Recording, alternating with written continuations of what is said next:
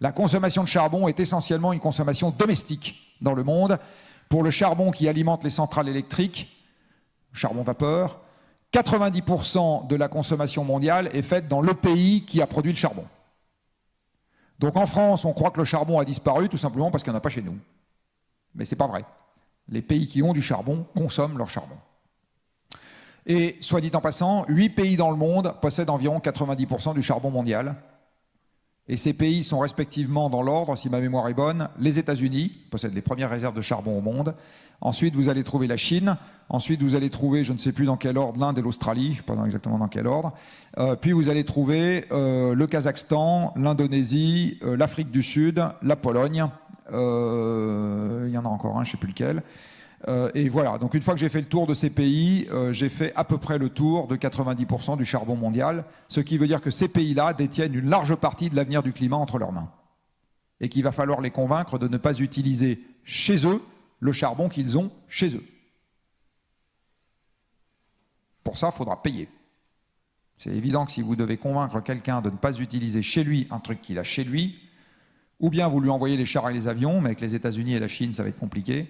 Ah oui, j'ai oublié la Russie, pardon. Deuxième détenteur de réserve. La Russie, c'est compliqué aussi. Napoléon a essayé, ça n'a pas bien réussi. Voilà. Donc la Russie est le deuxième détenteur de réserve de charbon au monde. Donc ces pays-là doivent ne pas utiliser chez eux le charbon qu'ils ont chez eux. Voilà, c'est ça le sujet. Et alors je reviens à mon Europe. Vous avez ici la quantité de croquettes pour machine par Européen depuis un bon demi-siècle, c'est-à-dire 1965. Eh bien, vous voyez que la quantité de croquettes pour machine des Européens augmente jusqu'au moment des chocs pétroliers. Les chocs pétroliers marquent un brutal changement de dérivée, c'est-à-dire l'arrêt de la hausse de la quantité de croquettes pour machine par personne. Donc ça marque un brutal arrêt du nombre de machines en fonctionnement par personne, modulo l'efficacité énergétique que les brillantes cervelles dans cette salle arriveront à faire sur les machines en question. Sauf que même si vous êtes de très brillantes cervelles, la physique vous met des bâtons dans les roues et il y a plein d'endroits où elle vous impose des limites non franchissables.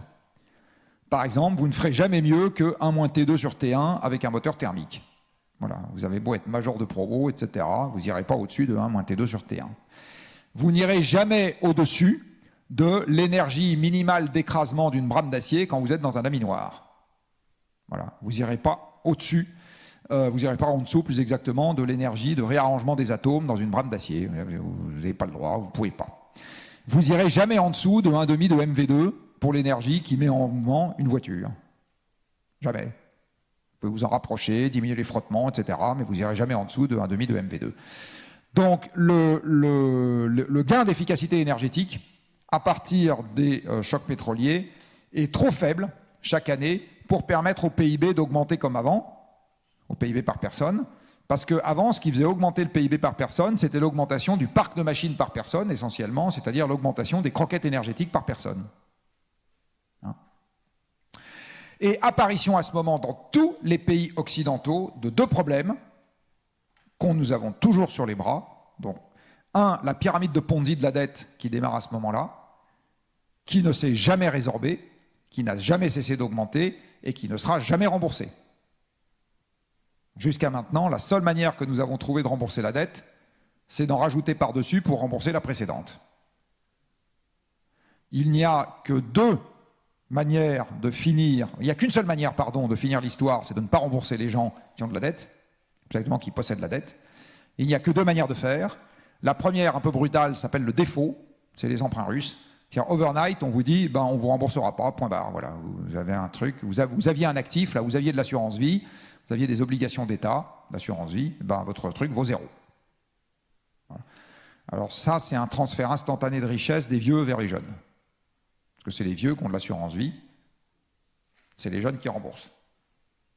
Voilà, donc un transfert instantané de richesse des vieux vers les jeunes, c'est d'arrêter de rembourser l'assurance. Enfin, c'est que les États fassent défaut. Voilà, ça marche très bien. La deuxième manière de ne pas rembourser, c'est d'avoir une inflation supérieure au rendement de l'argent, ce qui est déjà en train de se passer, avec l'inflation qui est supérieure au taux du livret A, et les taux d'intérêt négatifs qu'on commence à voir apparaître sur les obligations d'État et les obligations d'entreprise. Donc est en train de se mettre en ce moment un système, pas de manière délibérée, qui correspond juste au fait que physiquement ça ne suit plus, qui est un système d'érosion du patrimoine financier, et ça ne peut se terminer que comme ça. Ça ne peut se terminer que comme ça. Donc un jour, il y aura des défauts, je ne sais pas si ça sera la France, l'Italie, l'Espagne, un jour il y aura des défauts, et il y aura de plus en plus des taux négatifs.